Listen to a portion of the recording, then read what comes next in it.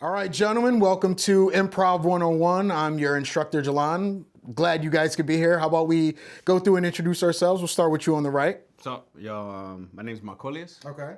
Honored to be here, seasoned actor. That's it. Oh, some experience. Oh, yeah, I got tons of experience. Okay, good. And how about you? My name is Jake. I'm so happy to be here. Like, this is my, I can't wait to get started. Any experience, Jake? No, I do, but I'm really hoping that I can get this down packed. Like, I've been doing a lot of studying, so maybe I'm ready. Okay, all right, cool. All right, how about we just jump right into it? How about I give you guys a prompt, you guys act it out, and we go from there. Sound good? Hey, I'm ready. Let's do this. So how about we just do, you guys are old friends, you run into each other at the park, and you rekindle that friendship. How's that sound? Sounds good. All right, so you can be standing around hanging out, you walk up, and you guys go from there, okay? I'll cue you guys in, all right? All right, here we go. In 3, 2, 1, action. Yo, my man, what's good? It's been a minute Yo, since who I the seen you. heck are you? Get down on your knees. Yeah. And cut. How was that? Jake. Yeah? Wow. Yeah? Wow, I got it. I am shocked. Thank you. That was amazing. Marquelli. What do you mean you're shocked? You brought a freaking gun to an audition. It's improv. He's thinking ahead. You never know what's going to happen. You never know. You're insane. I'm a little surprised. You have experience and you didn't see that coming? You want to hold it? No, I don't want to hold a damn gun. You know what? I can understand. Jake, how about we just toss the gun? We'll just do it again from the top. Sure. Yeah, just toss it out. Toss it out. Yeah. Okay, cool. Is that better, Marquellius? Yes. Okay. All right, let's just do it from the top. Let's just go one more time, okay? All right, here we go. Okay, here we go. And you guys ready? Yep, let's go. All right, here we go. In 3, 2, 1, action. Yo, my man, it's good to see you, man. Roll up on. Stop crying before I pop a book. Stop crying. Yeah. Jake, How was that? 2 guns? Yeah, I got Talk about improv, king. You are crazy. Marquellius, this is improv. This is what you got to be ready Not for. improv. I got 2. This is guns, insanity. One for the road and one for the madhouse. loaded. This is what it is. Welcome to Improv Think I need 101. 2 more. Yo, you and you Yep. are effing crazy. I'm not really crazy though. I'm done. I'm out of here. No, what? Here, hold the gun. No. Just hold F you and F you.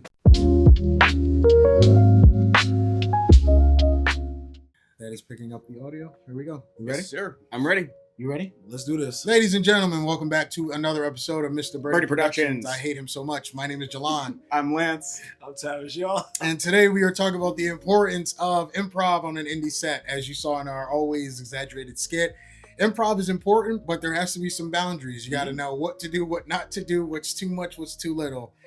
So today we're going to talk to some actors about how they improv, why they improv, and as a director, I'll tell the importance of letting actors improv. So I think let's start it off by asking you guys, when a director gives you free reign, what do you guys do? Do you change everything? Do you tweak a little bit? Where do you start? Who wants to go first? I'm gonna start if you don't mind. Lance. No, yeah, go ahead. So with me, this is why I feel like it's so crucial for a director to tell me exactly what you're looking for, what you want, and what you want me to do. Because if not, I'm gonna come up with my own ideas and then run with it once the camera starts rolling. Okay. You know, So would you say you tend to go like far left from the script or like not too much far left from Yeah. the script, but just enough where it's like to me that it makes sense with what's written down on paper. yeah. You know, I feel like when Tavis gets free reign, the line would be, "Hello, sir." He's like, "I hate you." I can see you doing that. And then the director's like, "Tavis, your line is just good morning." Yes. I've done that maybe like once or twice. Oh man. But yeah, so that's why I'd be like, I need a director to like really show me what exactly you want me to do, Yeah. where you want me to be, so that way I can make that happen. Okay. Because if not, I'm gonna come up with my own Step in a ideas. little bit here. I'm gonna come up with my own ideas and just run with it. He's gonna make his own movie. Yeah. Yeah, from yeah, there. like literally. Okay. And how about you, good sir? I would say I pretty much do the same thing. Okay. If I'm given free reign to do what I want with the character, Mhm. I'll try to explore every avenue as possible. I'll play around with the voice. I'll do different accents. Oh, you go in it. Yeah. Yeah, Oh, why okay, not? okay. Just to see, like, because I'm curious and I don't know. I also want to play around what's going on in the director's head too. Like, oh, I didn't think we can actually go this way with the character. It'd actually be kind of cool just to see how that actually sounds a little, Okay. just to play it out. Yeah. So that's what I'm thinking of too. I'm just like, all right, this could be fun for me and for the director. So let's see where this goes. It's like a 50-50. This could work. We could hit. Yes. Oh, Yes. okay. So you understand me. You understand me then. Oh yeah. Yeah. Okay. Honestly, so when we were doing Deception, right? Yes. As I'm writing it, I have one perspective of characters and storylines and things. So when I gave it to you guys, I was just like, go through, keep the integrity of the dialogue and the scene, but change it however you need to change it to make it better. Yeah. Take away what doesn't work and just kind of, if anything, enhance it. And I feel like that helped because I am only putting the story together, but you guys are the ones bringing it to life. So when I was writing it, I had it in my head like, oh, this character's going to talk like this character's going to do this, and that. He's going to have these mannerisms. Yeah. But when you give it to people like you guys, actors, you don't know those things I have in my head for that character. Yeah. And even sometimes I may give you those parameters of what I want and you just don't see that vision. So it's hard for you to be that character that I see in my mind. So for me, I was just like, at first, I was a stickler. I was just like, this character has to be this. But then we started to do the go around the first time. And I was just like, it seems like you guys are too stuck in a box. Yes. You have no wiggle room to play around. So I was like, second go around, make changes. Yeah. Just let me know before. Like, I don't want to get to set and I say action. Yeah. And you guys just curse it off the cuff. And Likewise with me, or likewise with me in my scene. Like, I went off the cuff. Yeah, but that's kind of like, and I feel like it made our movie better because you guys felt more comfortable. Yeah. I feel like it helped you guys understand the lines and the scenes better because you had an input instead of just me being like, this is what it is, do it. Yes. We'll keep doing it until you figure out what's going on in my head. And I want it to be a certain way. It worked in our favor, but I think there also has to be, from a director standpoint, some boundaries. Yes. Because I've heard on like movie sets of like actors will sign on for a movie as an actor and then they come in and try to change everything. Yeah. Like they try to take control of the production, which I think is messed up. Yeah. Like if someone's trusting you to do one thing, you have an agenda to do something else, that's messed up. But like as a director, you got to set your boundaries. And I feel like you guys have to have boundaries as well to what you're willing to do. Yes. And I think that was another thing that you guys did well. Like anything you felt uncomfortable with, anything you felt like was going to be too hard or you wasn't going to be able to do, you were just like, hey, you might have to switch it around because this is hard for me. Yeah. And, you being new, you having experience and having a mix of that on set, I feel like, that was one of those things. Just setting boundaries on both ends helped us a lot. And just, I think that actually played out with you, Tavis, when we had to film the scene in the forest. Oh, yeah. And that day he was doing sound. Yeah. And I know you have an issue with water. You didn't want to get in the water if it was too deep. So you told us, like, these are my boundaries. I don't want to cross this because I'm uncomfortable in that area.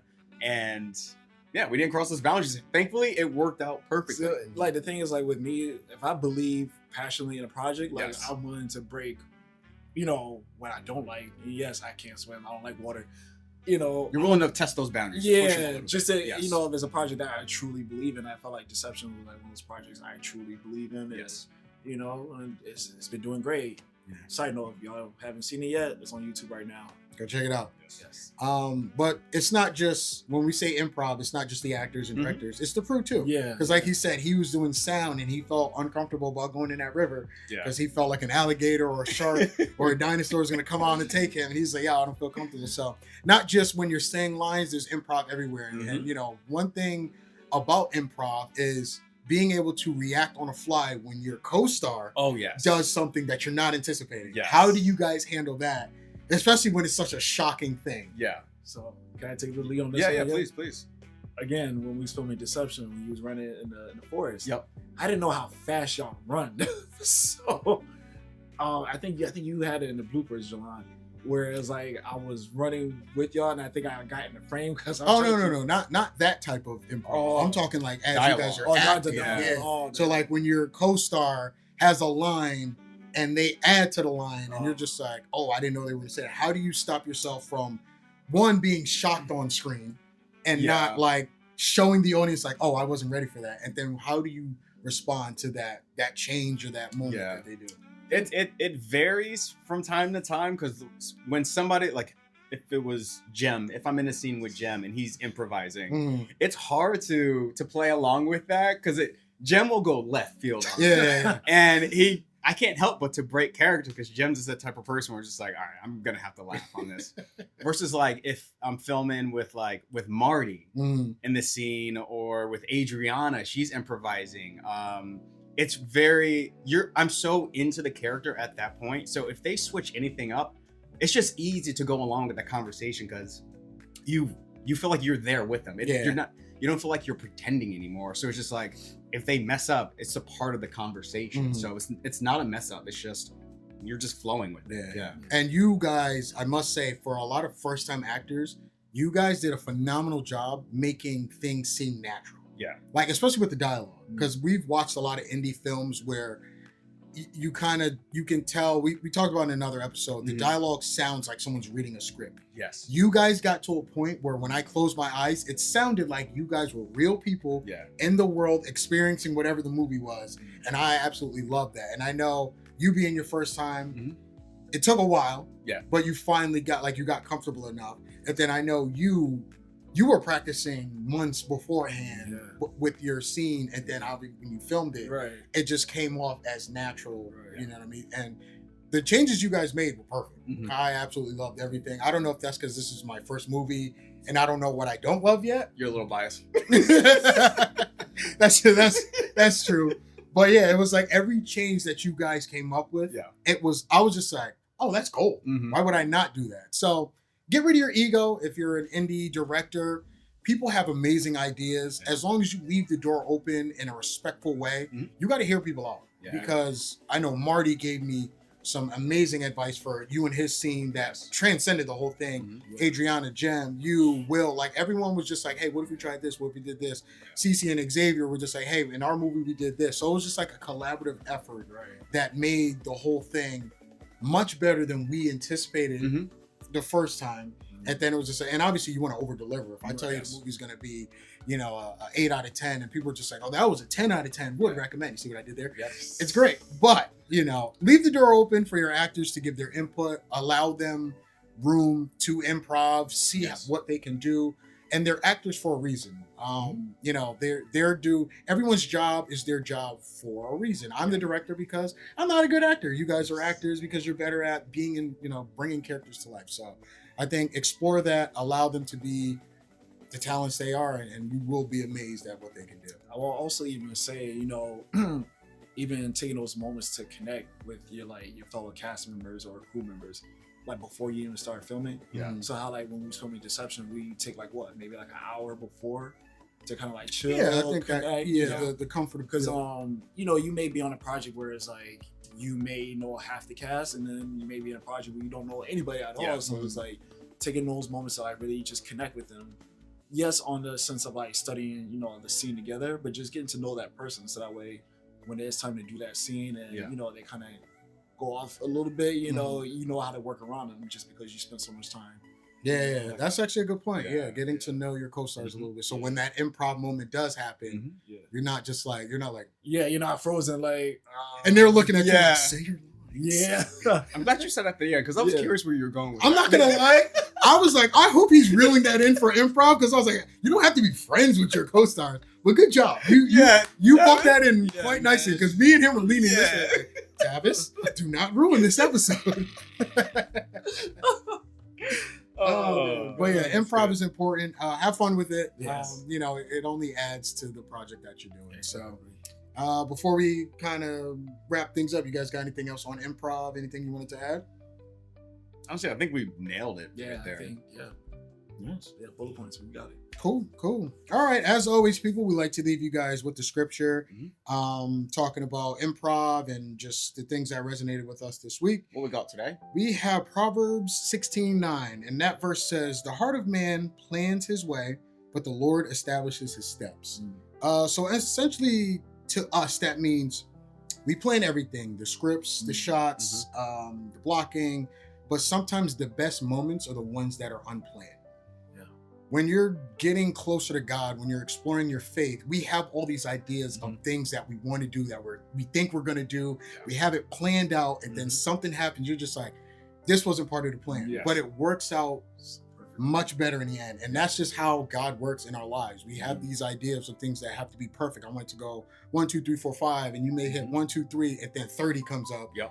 and you're able to get back on track. So just like, you know, when you're praying, when you're meeting people, when you're, you know, building your filmography, your film career, don't get caught up in the things you write down being set in stone. Allow yourself to have a little bit of wiggle room so God can work those things in there to help you in the end. So that's kind of what that scripture means to us when it comes to improv and planning. You guys got anything to add to that? Anything at all? No. Well said. Appreciate that. All right, ladies and gentlemen. Well, that is going to wrap up this week's episode of Mr. Brady Productions. We hope you guys enjoyed. As always, we'll see you guys next Saturday. Hope you guys enjoy the rest of your day. Until next time, people.